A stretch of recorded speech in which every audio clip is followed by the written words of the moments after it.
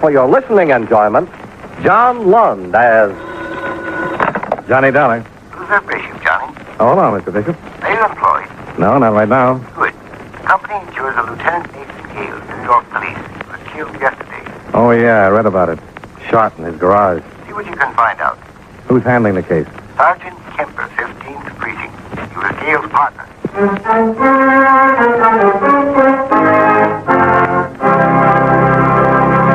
How about taking a minute or so to talk about seals and fish that have some connection with the government of the United States? Now, that isn't as strange as it sounds. You take the matter of seals, for example. There are two types of seals that are the responsibility of the Secretary of State. First, there's the Great Seal of the United States, which is stamped on all official documents. The Secretary of State makes sure it's always on hand when it's needed. The other kind of seals he takes care of are the ones that swim in the ocean, since it's up to the Secretary to work out agreements with representatives of other countries and let them know how many seals can be caught in what is called international waters and when. The Secretary of State works out similar deals for the catching of fish and lobsters because these agreements are actually treaties. Before they can be put into effect, they have to be approved by 2/3 of the Senate. As a matter of fact, any time our government wants to work out a deal with a foreign country on trade, mutual assistance, fish, seals, or lobsters, it's done by treaty. And all treaties are signed by the President, though some of them aren't drawn up until after the Secretary of State has worked over the rough spots in order to pave the way for prompt ratification. So, just remember, the Secretary of State is a mighty important wheel in the machinery of your United States government.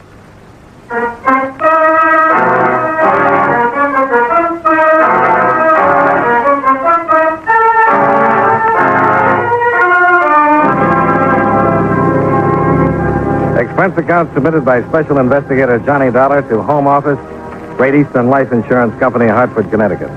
The following is an accounting of expenditures during my investigation of the Nathan Gale matter. Expense account item 1, $23.55. Train fare and incidentals from Hartford to New York City. Expense account item 2, 75 cents. Cab fare to the hotel. I registered and put in a call to Sergeant William Kemper at the 15th Precinct Police Station. Kemper said I could stop down anytime. So in 20 minutes, I was sitting in the homicide squad room, listening to Sergeant Kemper's version of the killing of a fellow police officer. Nate had been after a hood named Bancroft for a long time. Word was out that Bancroft had finally gotten a little tired of it and was going to hit Nate the first chance he got. You think Bancroft killed him? Yeah, but so far we can't prove it. The day Nate was killed, he called in and told me he was onto something hot. Said it concerned Bancroft. Told me to meet him at his house in an hour. Said he was contacting a stoolie named Virgil Cummins. Hi. Hello, Dave. Anything for me? I don't think so. You have any idea what he was supposed to get from this Virgil Cummins? No, he didn't say just what it was, but he indicated it was a big score. Enough to fry Bancroft for keeps. I went to his house in an hour, like he'd asked, and I found him in the garage, shot twice. No witnesses? Yeah, a neighbor, George Fisher, said he saw a man running away. We brought him down here and showed him the mugs. He picked out Bancroft. Well, then... We picked Bancroft up, put him in the lineup, and the witness changed his mind. Said Bancroft wasn't the man after all. Somebody got to him, huh? Of course. But the witness won't change his story again. He insists that Bancroft's not the man he saw running away, and that's that. He's scared stiff. He's got a wife and 4 kids. Has Bancroft got an alibi? Says he was with his girl at the time of the killing. And his girl agrees? 100%. We've questioned them both for hours. What about the stoolie, Cummins? I went looking for him right away. Bill. Yeah. Didn't mean to interrupt. That's okay. If Ed come in, tell him I'm down in Basker's office. Oh, yeah. So we found Cummins all right. Found him in his room, strangled by a light cord. Whoever shot Gale got the evidence. Sure. So it's got to be Bancroft. But without the stoolie, we can't prove there was any evidence. And Bancroft's girl swears Bancroft was with her the whole afternoon. And your only witness won't identify Bancroft. That's the way it stands so far. But I'm working on that witness. I'm going to keep working on him until he admits Bancroft's the man. Well, I've got to go talk to Gale's widow. Oh, Ab's taking it pretty good. She's a wonderful person. You'll like her. I'm sure I will. Well, so long, Sergeant. I'll keep in touch with you.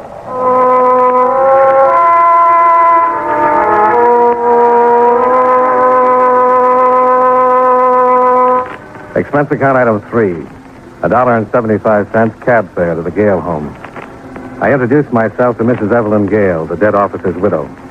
She showed me into a small, attractively furnished house where I met her 2 children, Greg, 5, and Mike, 3.5. She told the boys to go out in the tiny backyard and play until we were finished talking.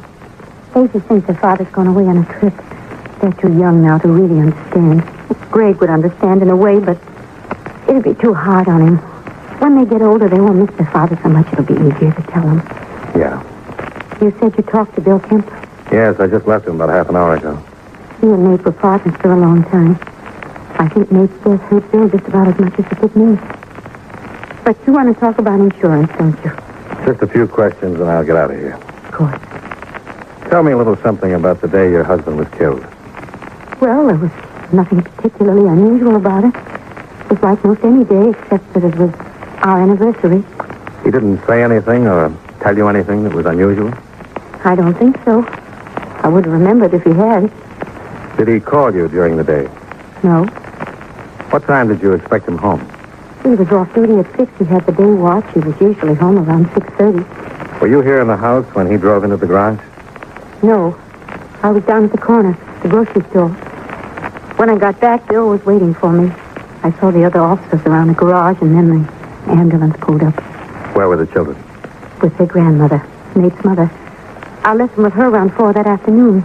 Nate and I were going to have dinner and go to a show. Celebrate the anniversary.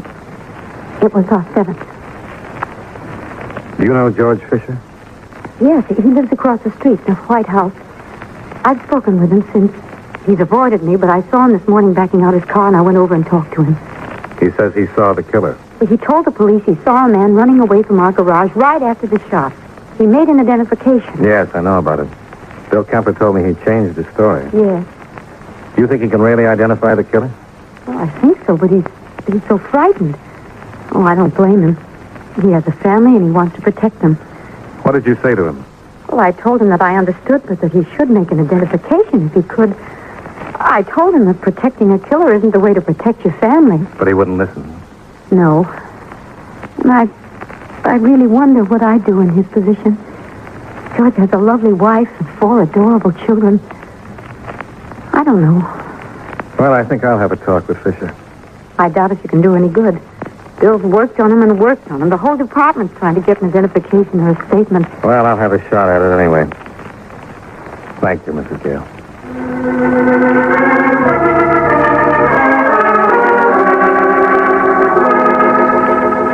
I went across the street to the Fisher house and spoke with his wife. She told me her husband was still at work, wasn't expected home until 6:30. She refused to tell me where her husband worked, stating they'd been bothered entirely too much since the Gale killing. It was obvious she also was frightened. Very frightened.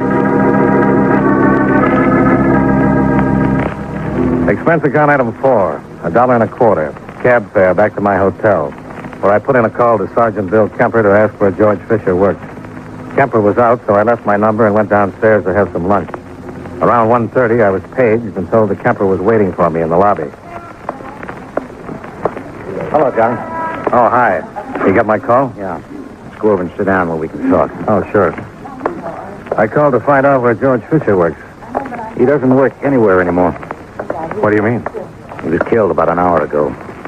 Let's sit down. Murdered? Hit and run. On his way to lunch with 2 men from his office. They were crossing the street and a car hit them. All of them? Killed Fisher, hurt both of the men, one pretty seriously. Any witnesses? Yes. Got a positive identification on the car, got the license number. Even found the car. But not the driver. No. Found the car parked on the east side of town. It had been reported stolen at 8 o'clock this morning. Bancroft? First thing I checked on. Yes. He was with his girl. All afternoon. What about 8 o'clock this morning? Claims he was sound asleep in bed. And was he? And we checked his hotel. Nobody can swear he wasn't. He left a call for 11. Nobody saw him leave the hotel before then. A number of people saw him come in last night. Well, maybe he didn't do it. And maybe he didn't. But it sure seems funny. The one man who could identify Bancroft as the man seen running away from Nate's garage should get killed a couple of days later. Did you find anything in the car? The lab's checking on the car now. Did the witnesses say whether a man was driving it or not? Yeah, they said it was a man. Couldn't see him well enough for identification. Wore a hat. Well, maybe he had somebody steal the car for him, left the hotel at 11, took the car, and went after Fisher. Looks like the only possibility. Could his girl have stolen it? No. She was in her apartment, definitely. And Bancroft was with her from 11 until when? A little while ago. That's where we picked him up. Desk clerk swears Bancroft came in a little after 11 and didn't see him go out. Did he have to pass the desk clerk to go out? If he took the stairs, if he took the elevator, one of the elevator boys would have seen him. None of them did. Well, you got a tough one. That's why I wanted to talk to you. I know Bancroft killed Nate. Maybe he didn't run down Fisher, but I'll bet he had something to do with it. Now, the strongest and the weakest link is his girlfriend. Now, what do you want me to do? Just before we got the report on Fisher's death, another call came in. It was from a jeweler. The day Nate was killed was his 7th anniversary. Yeah, Mrs. Gale told me. Well, the jeweler told me that Nate had been in looking at watches. He told me Nate couldn't make up his mind between two of them, so the jeweler told him to take them home and let Eve decide. He took them. Was this before or after he made the contact with the stoolie? Before. Must have had them with him when he saw it coming. Did he have them with him when you found him in his garage? No. So it looks like the killer took them. I remember the glove compartment was open. Nate probably had him in there. Killer got the evidence and looked in the glove compartment to make sure he didn't miss anything. Saw the watches, took them along. You think Bancroft might have given them to his girl? He might. Or he might have pawned them. I got out the usual bulletins to all the pawn shops, and we were checking every fence we know of. They were fairly expensive watches. In the description. Well, why don't you just get a warrant and search the girl's apartment? I thought about it, but if Bancroft gave her one or both of the watches, he's smart enough to tell her not to wear them or have them around. You find the watches, even one watch, and connect them to Bancroft or Betty Holmes. That's the girlfriend. Yeah. Johnny, you think you could find out if she's got one of those watches? Me? Well, how would I do that? Get close enough to her. Oh, you won't mind. She's a darned attractive dame, if you like the type. Well, I guess I could try. But what about Bancroft? I'll get him out of the way. But I can't keep him forever. You'll have to impress her in a hurry. Well, maybe she doesn't want to be impressed. She likes men with money. Lots of money. Sergeant, I hate to tell you this, You but just put up a good front. We'll figure a way for you to meet her, and we'll make sure she knows you're loaded. Okay, but if someone gets careless and asks me to change 4 bits, the whole plan goes right out the window.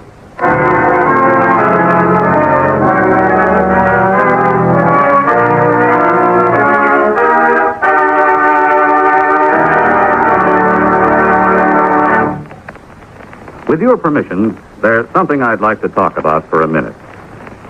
You know, too many times people try to escape from their responsibilities by having someone else take them over. There was Miles Standish, for example. He was much too busy to ask Priscilla to marry him, so he sent John Alden to pop the question for him. You know what happened.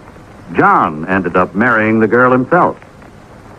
Of course, if John had had a face like a flat tire instead of being the handsome guy he was, maybe Miles Standish would have married Priscilla instead. Well, actually, I don't know what got me started on this subject, and unless it was my thinking about people who represent somebody else. Take our State Department, for example. Being a representative is one of its biggest jobs. Through the Foreign Service, it helps the Justice and Treasury Departments handle immigration, narcotic, and quarantine problems. And the Secretaries of Agriculture and Commerce look to the Secretary of State to help keep their fingers on the pulse of foreign markets so they can keep the business firms and farmers of America informed on matters of import and export. I guess the only connection between these facts and the courtship of Miles Standish is that, like John Alden, our State Department speaks for itself. And now, with our star, John Lund, we bring you the second act of Yours Truly, Johnny Dollar.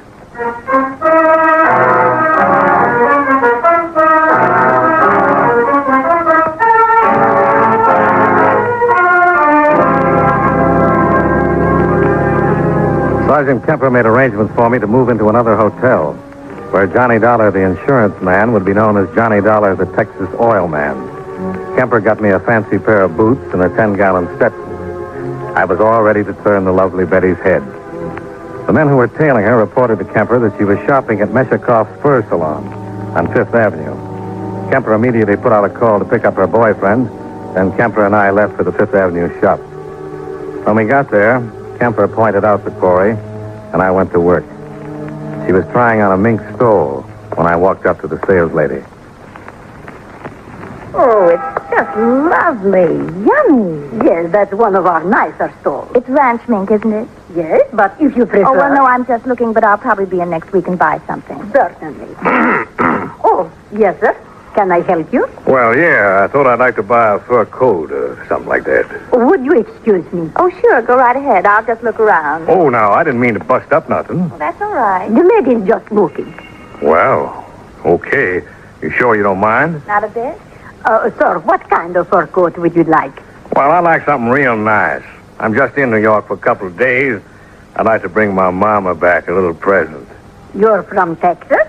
Why, yes, ma'am. How'd you know? Well, I can always tell Texas man. So tall and strong. Oh. Would you like something in mink? Yeah, I like the mink, too. Oh, boy, I'm having just a wonderful time here in New York. Oh, that's good. I'm glad. First vacation I had since 43. Just been too busy with the whales. That's oil well? You don't buy mink coats with water, lady. Well, what about this lovely stole the young lady was just trying on? Well, no, ma'am. It's too skimpy. I want something can keep Mama warm. She ain't spry like she used to be. Can't take the winters too good no more. Something that hangs down to the floor. You know, coat. Yes, sir. Well, if you excuse me, I bring out a few that you can look at. Fine. You just take your time. Do-do, do-do, do-do, do-do, do. Pardon me. For what? Well, I couldn't help it over here. Oh, that's all right. I ain't gonna buy this one, ma'am. You can have it. Oh, no. I just thought maybe I could help you a little. I do a lot of buying here, and I know you're from out of town. Texas. Yes. And, well, if you're going to buy a mink coat for your wife... For my mama. I ain't married, ma'am. Oh. Well, have you ever bought a mink coat before? Why, no, ma'am. Only mink I own is in my car back home. In your car? Yes'm. Mama thought it'd be nice to upholster it that way. In mink? Oh, I know it ain't practical, but Mama thought it looked nice. Does, too. Goes right nice with the gold. The gold? Yeah, you know, the door handles, cigarette lighter, a lot of little things like that. Oh, yes. Well, what kind of car is it? Well, it's a sort of a double-length Cadillac. Had it built special. How nice. Yes, it's nice. Well, the only reason I came over was because I thought as long as you were from out of town... Texas. Texas. Yes, well, I thought maybe you'd like someone to help you pick out the right thing. Well, now, I think that's right thoughty of you, ma'am. But I don't want to put you into no trouble. Oh, it's no trouble. Oh, good. My name is Dollar. My name's Holmes. Betty Holmes. Well, howdy. You can just call me Johnny. That's my front name. All right, Johnny. Oh, here comes the sales lady.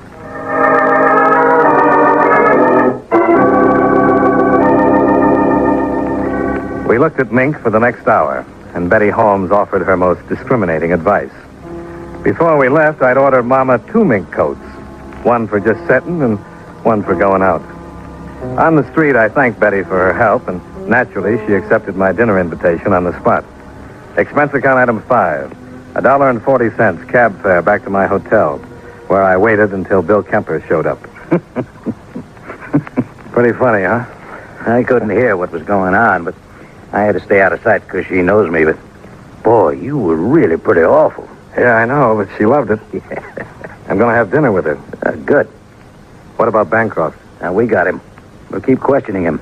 If his lawyer gets a writ, we'll move him to another precinct. How long can you keep that up? Long enough for you to have dinner and get better acquainted. I hate to pick her up in a cab. Don't worry about it. What time's your date? 8 o'clock. I'll have you a limousine, complete with chauffeur. Officer Dankers. We'll get one of the cars we use for parades and VIPs. Boy, if this backfires, they'll hear the explosion clear up in Maine.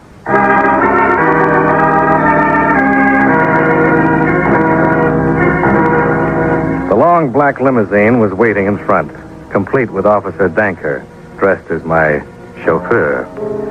We picked the lovely Betty Holmes up at 8 and drove to 21, where I ran up expense account item 6, $45.95. Drinks, dinner, and a pack of cigarettes. When she suggested going to some of the night spots, I felt you in the home office cringe. So I complained of fatigue. I told her I'd been working so hard in the oil fields that the Mayo Clinic had advised me to stay away from too much nightlife. She gave me a motherly, knowing smile and suggested we return to her apartment, where she'd fix me a glass of warm milk. She was very understanding. Here you are, Johnny. Not too hot, not too cold. Better for your stomach that way. Well, you're a pretty wonderful person. Mind if I sit down? Oh, please do.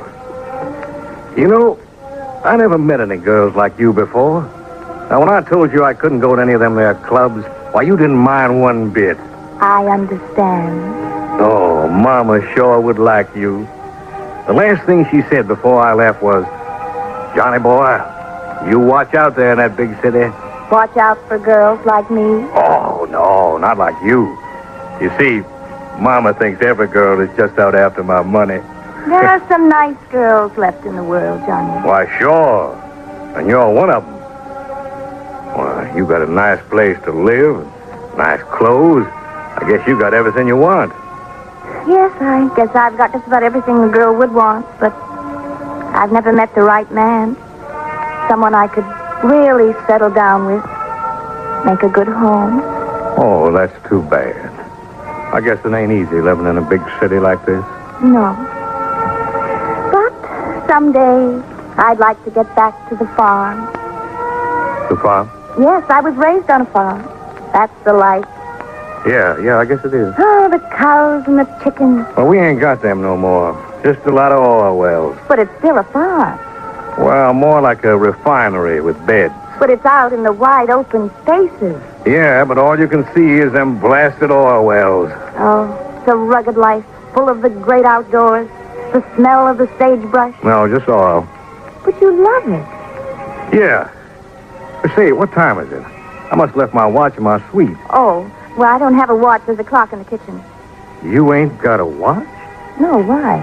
Well, I'm in luck, I sure am. What? Well, you've been so nice to me. Helped me pick out those coats for Mama. I've been trying to think of something I could buy for you. Oh, now, Johnny. No, I want to. I've seen the things you're wearing tonight. You got that nice mink and all that there jewelry, but you ain't got no watch. Oh, please, I really don't. No, when I want to do something, ain't no use trying to talk me out of it. I'm going out tomorrow morning and buy you one fine watch.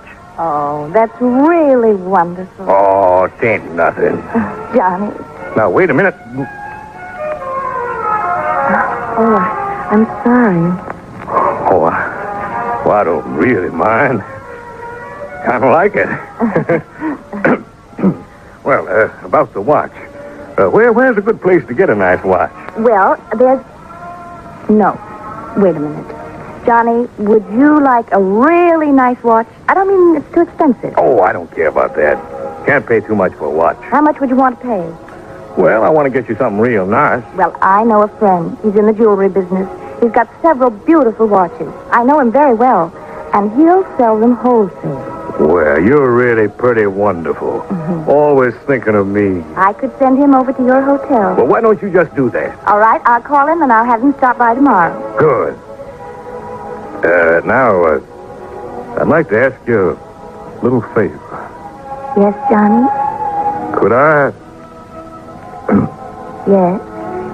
Well, could I... Yes, Johnny? Could I have some more milk?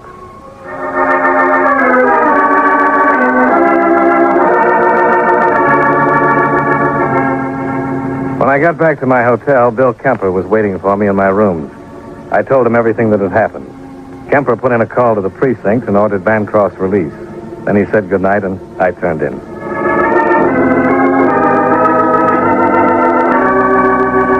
The next morning, Kemper was knocking at my door, and we settled down with breakfast to wait for Bancroft to arrive with the watches. Yeah, it's good coffee, Johnny.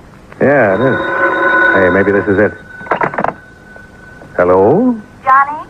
Well, good morning. I didn't wake you up, did I? Oh, no, I've been up since 6.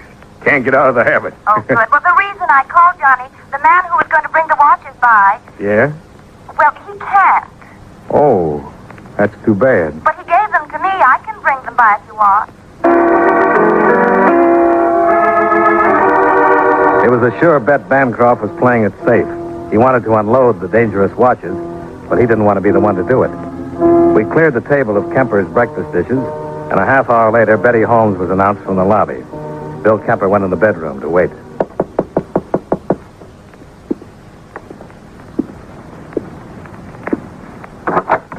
Well, good morning again. Good morning, Johnny. You sure do look nice. Come on over and sit down and have some coffee. Oh, I'd love some coffee. I didn't particularly want to bring the watches myself, but my friend was busy. Oh, that's all right. That's all right. He gave me the prices and everything. Well, let's see them. All right. Oh, they're right pretty. Now, this one, you want $700. Mm-hmm. And how much for this one? He said that one wasn't as expensive, only $500. That's wholesale, hmm? Oh, yes. He said they're very unusual watches. Yeah. What's the matter, Johnny? Something wrong? Yeah. Bill? Well, what is it? What's going on? Hello, Betty. What is all this? Don't you know? These are the watches, Bill. I thought they'd Why, you crummy, no-good, rotten... Just take it easy. You're a cop. No, not quite. You can't get away with it. You don't have anything on me. Give me those watches. Now, wait a minute. Who gave you these watches? You can't pinch me. You haven't got I anything... got all I need. I got the watches that were taken out of Nathan Gale's glove compartment right after he was murdered. I don't know anything about it. The guy just gave me the watches. Oh, Bancroft? Okay. And you're going to take the rap. I don't know anything about it. You know I didn't have anything to do with Gale's death. You know I was in my apartment. These watches are all I need. They'll send you right up. No. Then tell me who killed Gale. Bancroft. How did he get out of your apartment without anyone seeing him? The service elevator. But I didn't have anything to do with it. Did he kill Fisher? Yes. He was afraid Fisher would talk. Who stole the car? Who stole it? I did, but he killed Fisher. He killed Gale and Fisher, and I didn't have anything to do with it. You had enough to do with it to get your life. Come on. I'm going to book you and then get me a cop killer. See you later, Johnny. And thanks. Yeah. Thanks. You all.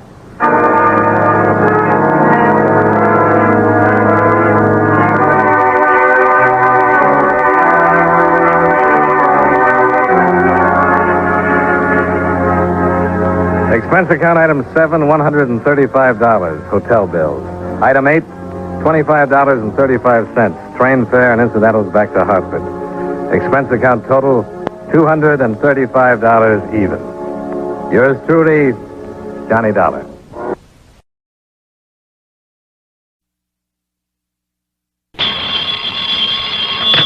Johnny Dollar. Well, at long last. What? I say it's high time. It is, huh? Well, isn't it? I don't know. High time for what? High time you answered that phone. And listen, Well? this is Jimmy Bartell. Oh, Jimmy. You know, over here at Mono Guarantee Insurance. Of course I know. How are you? Well, what happened to you, Johnny? Where have you been? I've been trying to reach you for about 4 weeks now. Didn't you try my call service? Yeah, I tried you.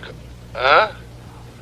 Oh, no, I guess I kind of forgot about that. Oh, well, if you had, you'd have found out that last week I was at Grand Canyon, the week before in Corpus Christi, the week before that in Knoxville, Tennessee, and before that up in Boston. Yeah, sure, gallivanting around the country while I've been sitting here up to my neck in trouble, beating my brains out, working my head off. Sounds to me like you need a plastic surgeon. Huh? What's the problem, Jimmy? The Burma Red, Johnny. The what? You heard me, the Burma Red. Jimmy, are you sure you want me and not the State Department? Yeah, I'm sure. All right, I'll bite. Who is the Burma Red? Not who, but what. Well? And listen, we carry the insurance, $500,000 worth. You hear that, fella? $500,000. I am deeply impressed. And, baby, if you can't get it back for us, that's exactly what we're going to have to hand over in cold, hard cash. 500 G's. Well, maybe I had better get to work on it. Good. And I don't need to tell you what your commission will be if you do recover it. What else do you think I'm thinking of? Then the job is yours, Johnny. And, brother, I sure hope that you can find it and get it back. The Burma Red. Right. Just one thing, Jimmy, if you don't mind. Sure, Johnny. Before I start gallivanting around the country, as you put it, looking for this thing, Yeah? don't you think that it might be nice if I have some slight idea, some inkling of what it is, this Burma Red? I told you. Oh, yeah. Yes. Yeah, okay. Come on over here and I'll tell you all I know about it. Okay. We interrupt this program to bring you a special message. To the parents of schoolboy patrol members who were taking the Washington trip, the buses with the patrol will arrive at Durham Union Bus Station this evening about 7:15 to 7:30. We repeat, the Durham Schoolboy Patrol Washington buses will arrive at the Union Bus Station this evening at 7:15 to 7:30. Parents are asked to be present to pick up their children. The parents are also asked to use the Sears parking lot. 7:15 to 7:30 the time. Expense account submitted by Special Investigator Johnny Dollar to Mono Guarantee Insurance Company, Home Office, Hartford, Connecticut. Following is an account of expenses incurred during my investigation of the Burma Red matter.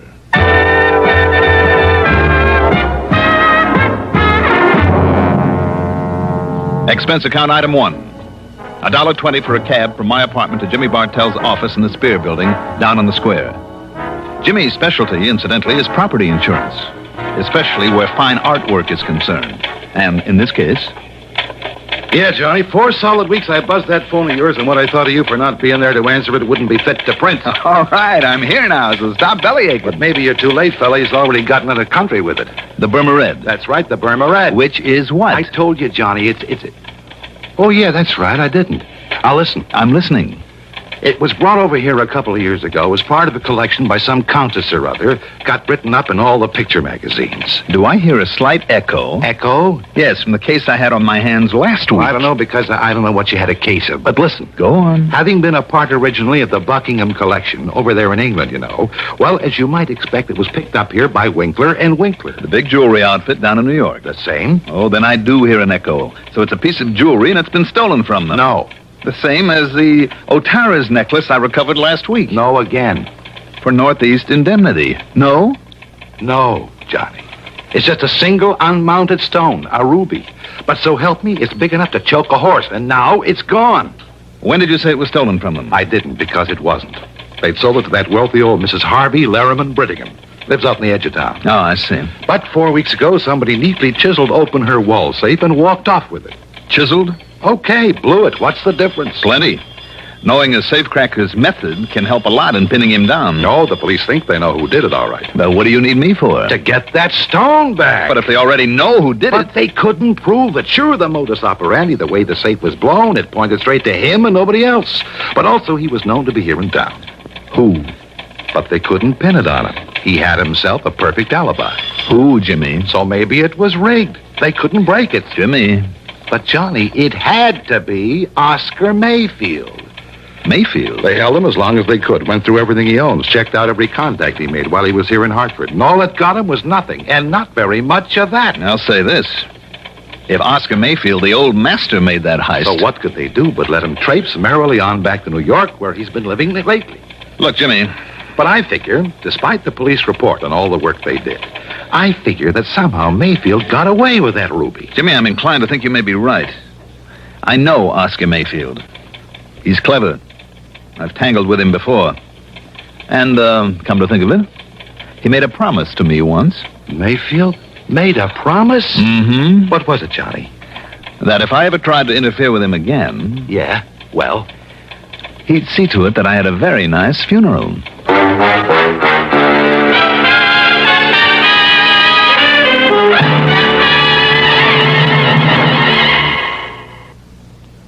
To look neat in the heat, look for Dacron on the label, 'cause Dacron is a man's best friend. Right, men, Dacron is your best friend when it comes to staying wrinkle-free and neat all summer. Look for Dacron in lightweight suits, handsome slacks, good-looking sport coats, too. You'll stay well-pressed and well-dressed thanks to Dacron by DuPont. There's just no denying in the clothes he'll be buying, Dacron is a man's best friend.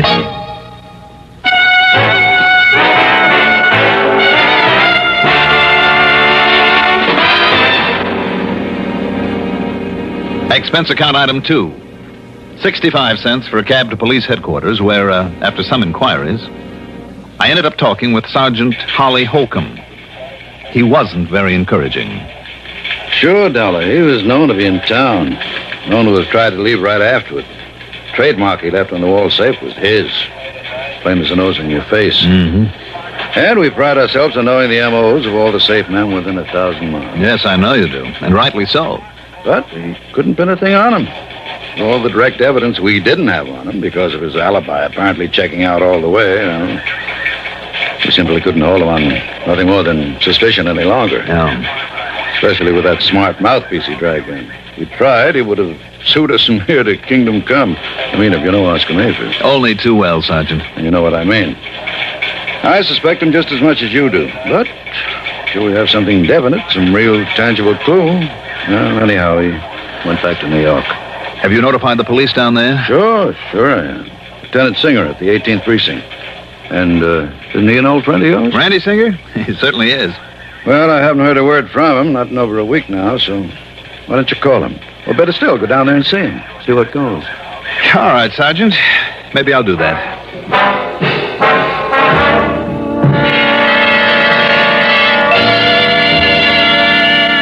There was some more talk between us, and Sergeant Holcomb gave me every detail of the job. Told me what they'd found and what they'd done about it.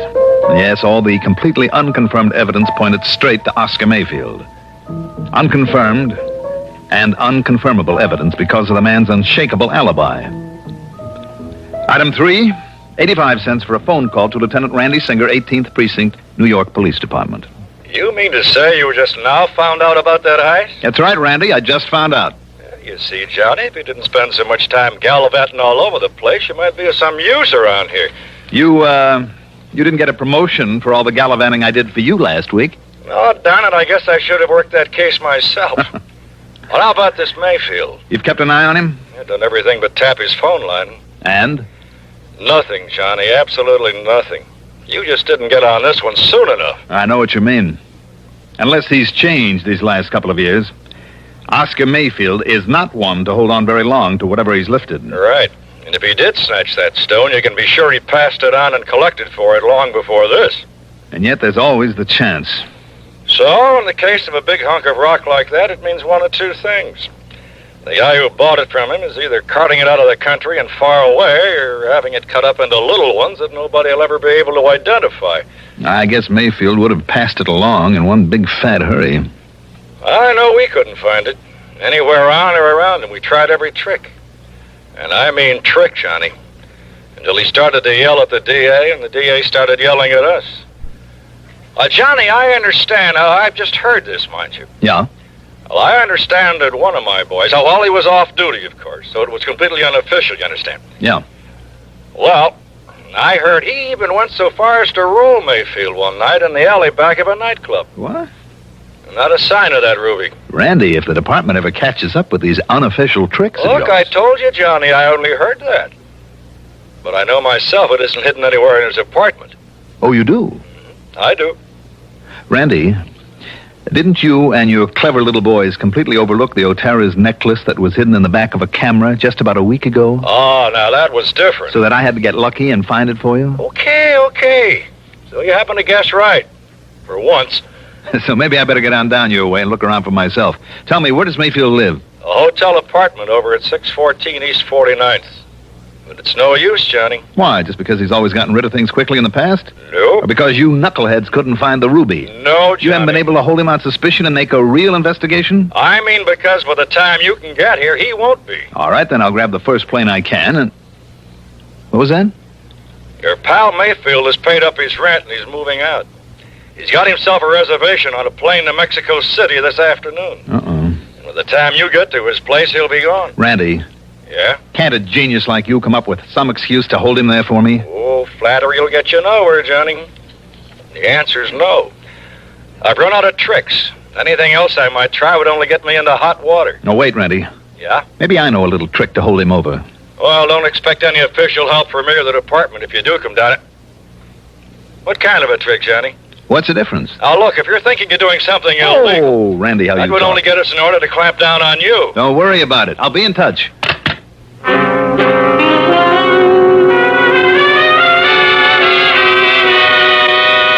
Illegal?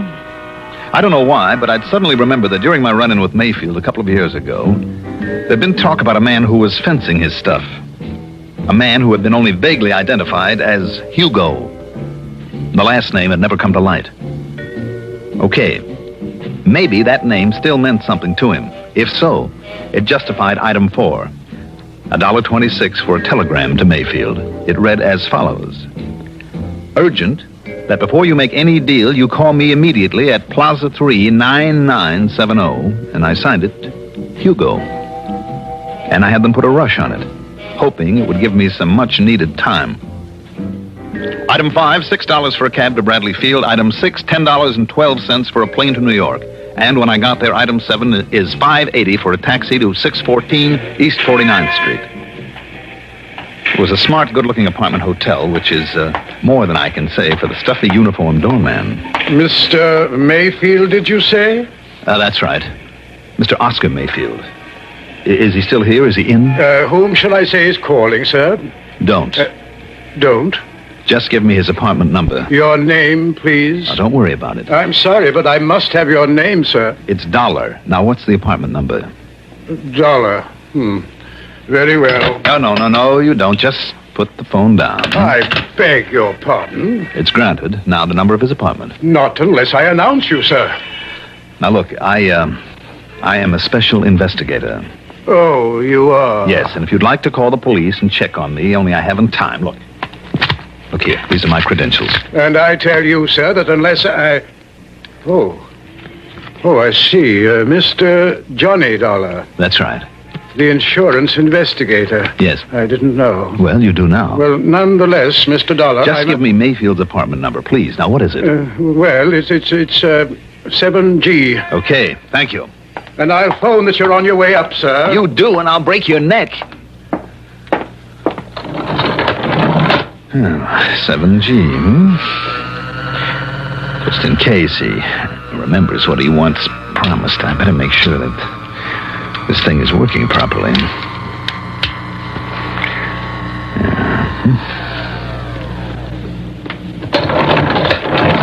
Here we are. Now, let's see. Oh, yes, 7A. 7... Oh, there. 7E, 7F,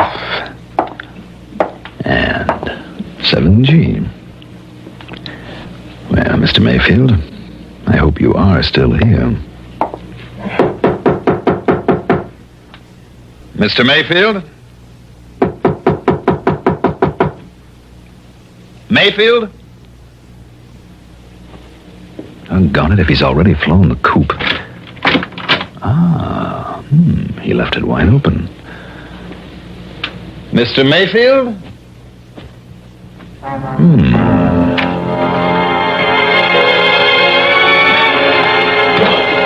The well-furnished living room was empty. And so was a kind of study off at one side and a little bar kitchenette beyond it. As for the bedroom in the back, well, as I started through the door, I caught sight of a couple of handbags in front of a chest of drawers. So he was still here. What I didn't catch sight of, though, was the gun shoved around the side of the door into my back. Just lift them up slowly, Dollar. Slowly. While I see whether you're armed.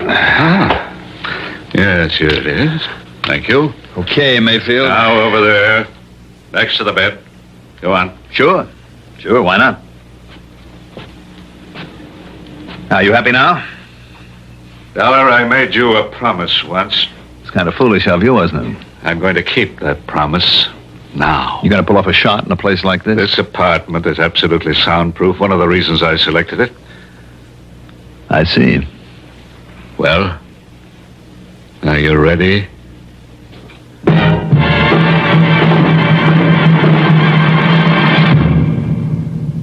Have you tried the mild, kind taste of Kent? You should, because you'll feel better about smoking with the taste of Kent. With the micronite filter. Refines away harsh flavor. Refines away hot taste. It makes the taste of a cigarette mild as a balmy day in the month of May. Kent is the best for the flavor you like. Kent is the best for the flavor you like. Yes, Kent is the best for a mild, kind taste. Smoke a carton of Kent without switching. Discover the kind taste of Kent's blend of the world's finest quality tobaccos. Then try your old brand. What a difference in taste. Kent with the micronite, Kent with the micronite, Kent with the micronite filter. Refines away harsh flavor. Refines away hot taste. You'll enjoy the mild, kind taste of Kent with the micronite filter.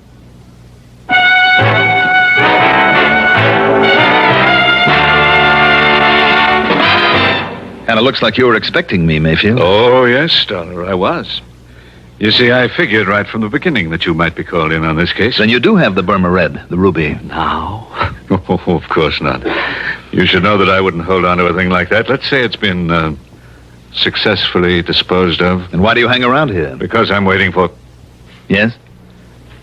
I was waiting for you. To settle my old score with you. When I received that silly telegram, I was certain that you would be here. No? You mean I pulled a boo-boo? Your old pal Hugo is dead? I mean that ridiculous number you gave me to call. It's too bad. I thought it was a pretty good idea to keep you trying it until I could get here. Oh, I'll confess it did make me change my reservation to a later plane.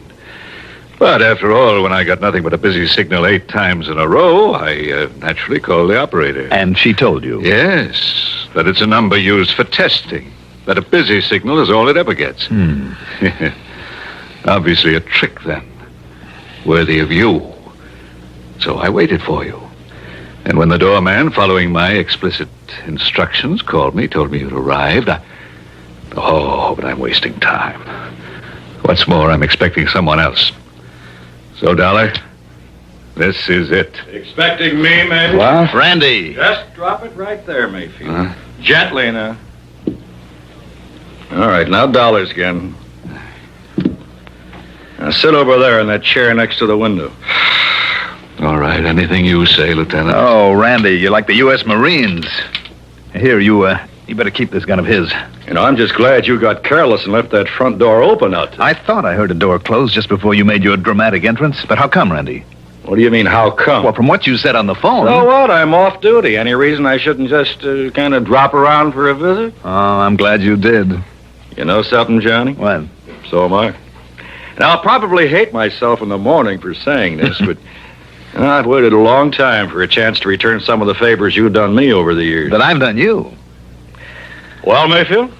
I'm afraid your so-called visit is completely pointless, Lieutenant. You must know very well that you won't find the ruby around here or anything to even remotely connect me with it. Do I need to, after the little party I walked in on? Yeah, that's right. Huh? You can stop smiling now. Oh, very well. Very well, if you insist on booking me for an alleged attack on Johnny Dollar with a, quote, deadly weapon, unquote. Let us go down to your station house and have done with it. This Grand Central Station? Shall we? Shall we go, Lieutenant? You just stay in that chair, Mayfield, while I... No, Randy. While I answer the door. Okay, but leave this one open so I can hear. Right. Yes? Yeesh, what a fancy layout this is. Who are you? You Oscar Mayfield? Well, who did you expect to find here? Santa Claus? Yeah, well, no. Look, Mr. Mayfield, you mind putting down a gun, huh? Not till I'm sure you're okay. Come inside. Yeah, sure. All right, now what's your name? Yeah, Rosie Gilliam. Look, you can frisk me. I'm clean. And that package? Well, you know, it's from the boss. It's from Hugo. It's what you've been waiting for. Oh, it's from Hugo, huh? Yeah, sure, honestly. He said I should deliver it and get a receipt, then maybe you'd hand me a fin or a tenner. Oh, he did, huh? Yeah. Maybe I better make sure that it's, whatever he was supposed to send over to me. Well, you think I'd meddle with it, maybe do myself out of these delivery jobs he gives me and pays me so good? You're on the level? Yeah, honestly, if you hit it. Now, this contains, and I think it does. By the way, where does Hugo hang out? Well, how should I know? All I know is he calls me now and then, meets me at some place, and gives me something I should deliver. I guess you're okay, then. Sit down there while I take a look at this. Yeah, sure. We'll just see now.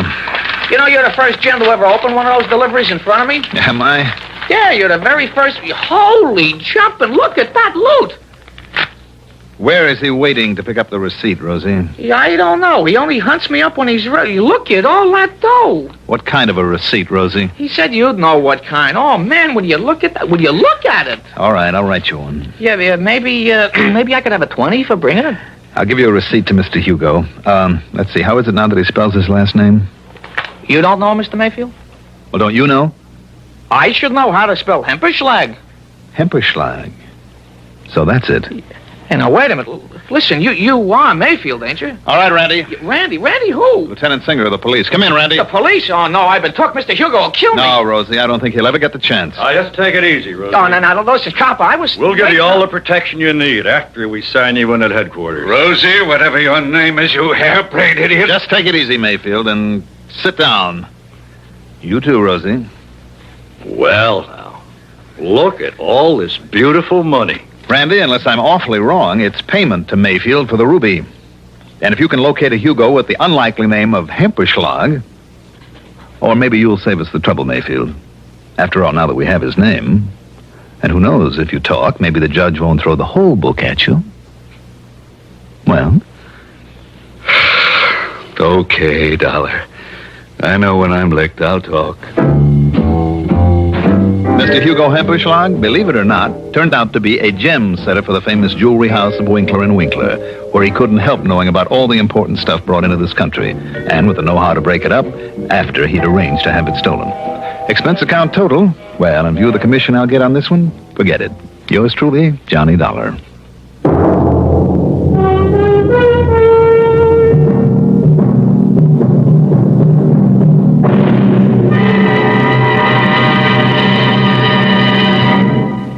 Now, here is our star to tell you about next week's story. Next week, I'll be back with a rather unusual story. Join us, won't you? Yours truly, Johnny Dollar. Yours truly, Johnny Dollar, is written by Jack Johnstone, produced and directed by Bruno Zerato Jr., music supervision by Ethel Huber, sound patterns by Joseph Cabibo. Johnny Dollar is played by Mandel Kramer. Also featured in our cast were Paul McGrath as Oscar Mayfield, Al Hodge as Lieutenant Randy Singer, Ivor Francis as Jimmy Bartell, Jack Grimes as Rosie, Santos Ortega as the Sergeant, Mercer McLeod as the Doorman. Be sure to join us next week, same time, same station, for another exciting story of yours truly, Johnny Dollar. This is Roger Foster speaking. Durwood Kirby's favorite program, The Gary Moore Show, weekdays on the CBS Radio Network. CBS for Durham, Raleigh, WDNC. From Hollywood, it's time now for Johnny Dollar. Barney Wilson, DA's office. Oh, morning, Mr. Wilson. Say, you're on an expense account, aren't you? That's right. Good, I'm not. How about buying me a lunch? You got a deal. 12 o'clock here at my hotel. Sold. Found any more shoes? No, and no bodies. Not yet, anyway. I'm amazed. Did find one thing you may be interested in, though. What's that? We got a lead on that license number you gave me last night.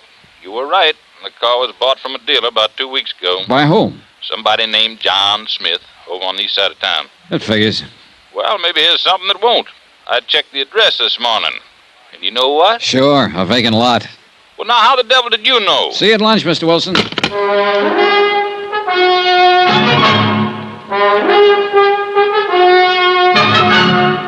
Tonight and every weekday night, Bob Bailey in the transcribed adventures of the man with the action-packed expense account, America's fabulous freelance insurance investigator. Yours truly, Johnny Dollar.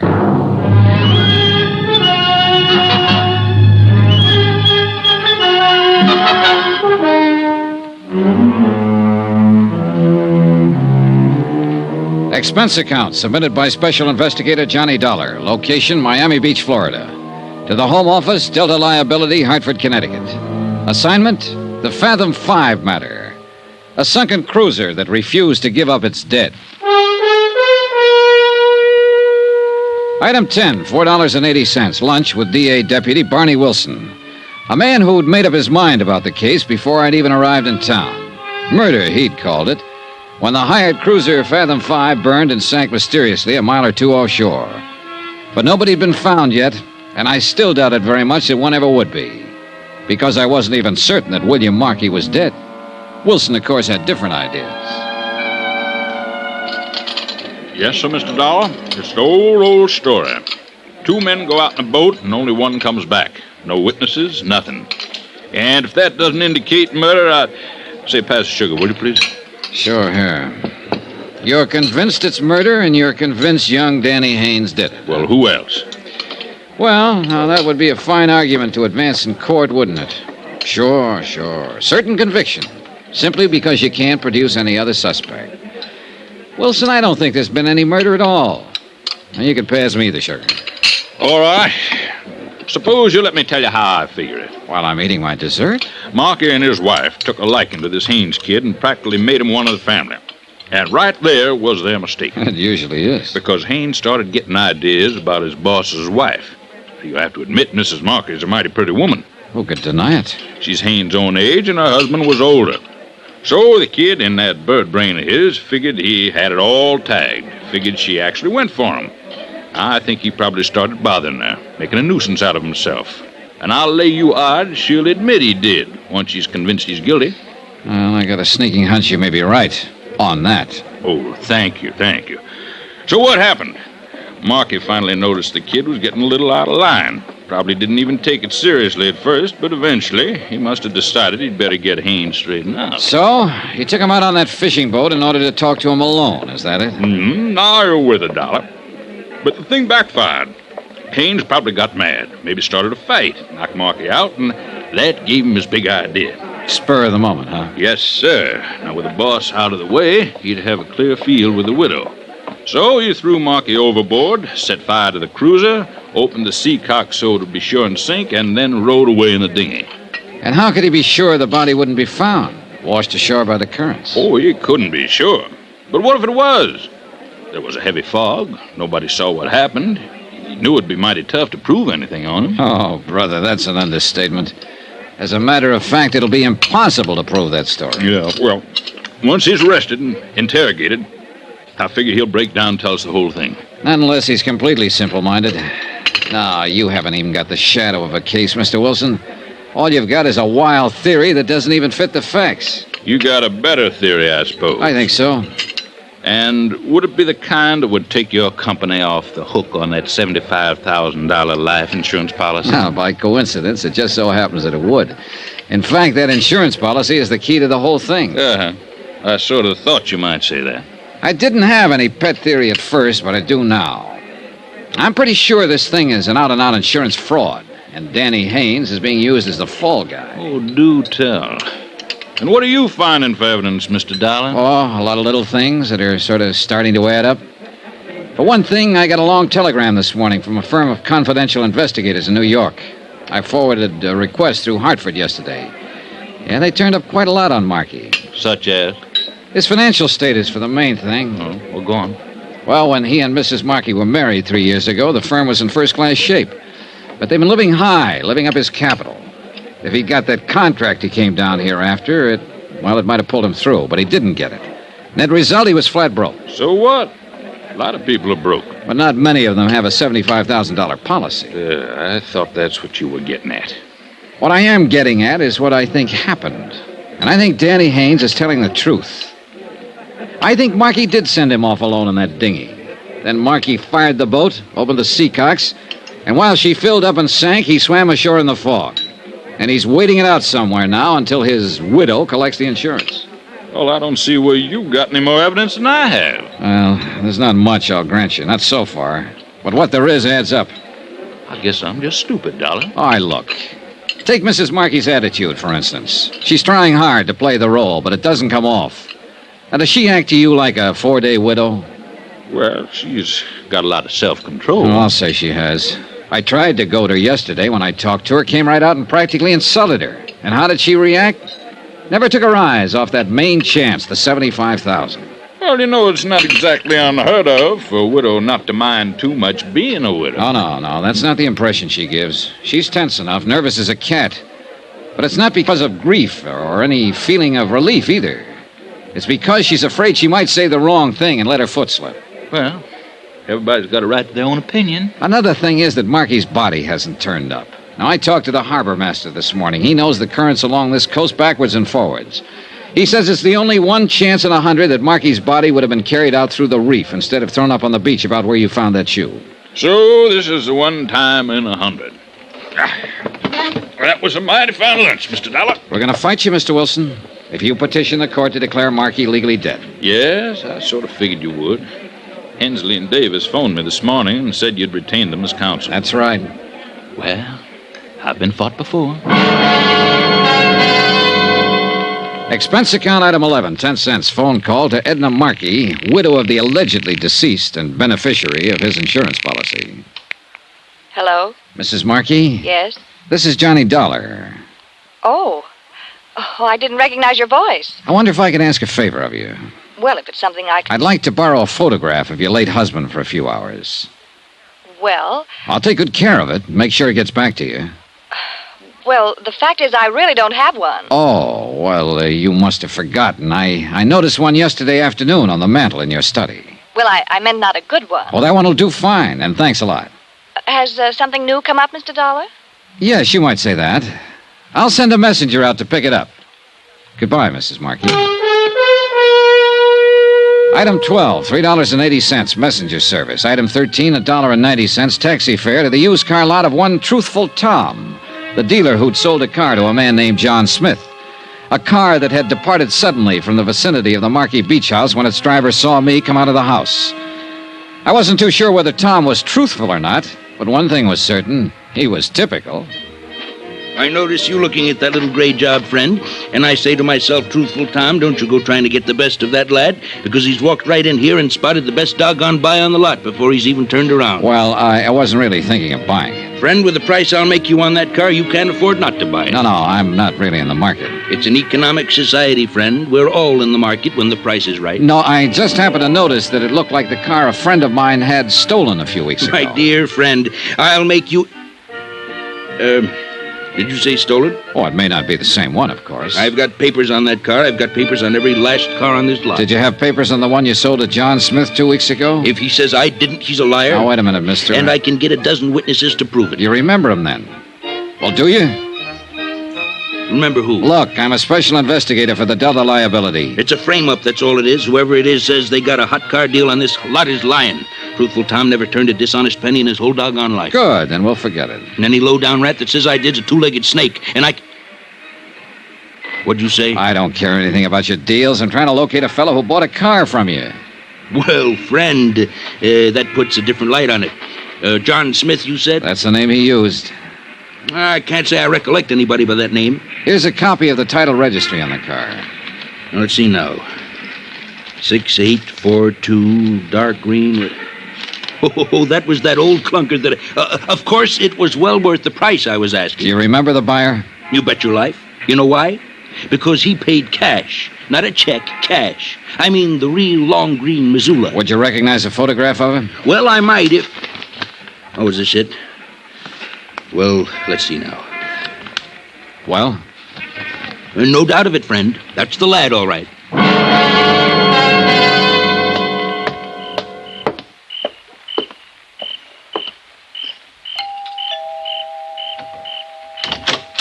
Good evening, Mrs. Markey. Mr. Dollar. I brought back the photograph of your husband. Oh, there wasn't that much hurry about it. Did it help any? Quite a bit. Do you mind if I come in? Well, all right, of course. Thank you. You know, I've been trying to think all day long what you could possibly want with that picture. I still can't imagine. You can't, huh? Sit down, Mr. Dollar. Thanks. It's a terrible picture, of course. That's why I hesitated about giving it to you. Doesn't look a thing like him. It looked enough like him, Mrs. Markey. Enough like him? I don't think I know what you mean. Did you know your husband bought a second-hand car the week before his so-called death? You must be mistaken. He'd have told me about it. The car dealer positively identifies his photograph. He used the name John Smith, paid for it in cash. What did you mean, so-called death? William Markey isn't dead. I think we're both aware of that. Well, Mrs. Markey, aren't we? Do you mind telling me what you're talking about? It wasn't even a very smart scheme to start with. Your husband must have been really up against the wall, or he'd have known better than to try it.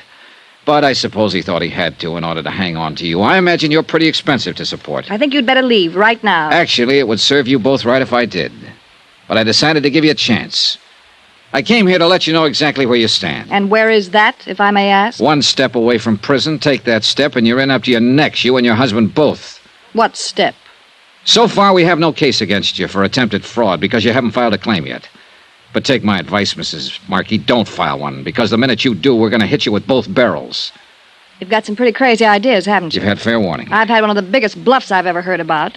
Why, you people would do anything, wouldn't you, to keep from paying off on a policy? Better talk it over with your husband before you do anything foolish. My husband is dead, Mr. Dollar. No one but you even doubts it. I'm a cynic. How much proof does it take to bring you to your senses? Mrs. Markey, as this case stands right now, there's only one way you could convince me that William Markey is not alive.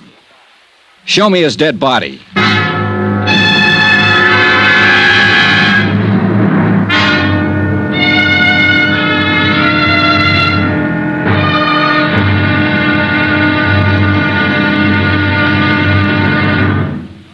Now, here's our star to tell you about tomorrow's intriguing episode of this week's story. Tomorrow, a crazy kid in love, a right decision by a court, and then the whole case smashes wide open. Join us, won't you? Yours truly, Johnny Dollar.